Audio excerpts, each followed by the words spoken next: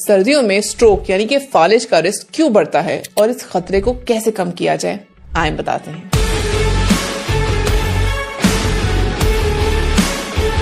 सर्दियों का मौसम अपनी जगह बहुत अच्छा लगता है, लेकिन हेल्थ के लिए कुछ ऐसे साइलेंट रिस्क लेकर आता है कि इनके बारे में आपको नॉलेज होना बहुत जरूरी है। चलें सीधी बात समझते हैं कि ठंड लगते ही स्ट्रोक का चांस क्यों बढ़ जाता है और इस रिस्क को कैसे कंट्रोल किया जाए। नंबर 1, ब्लड प्रेशर ऊपर चला जाता है। बॉडी जब ठंड फील करती है तो सबसे पहला डिफेंस मैकेनिज्म होता है हीट को प्रिजर्व करना, यानी कि अपने अंदर बचा के रखना। इसलिए ब्लड वेसल्स टाइट हो जाती है, यानी कि कंस्ट्रिक्ट हो जाती हैं।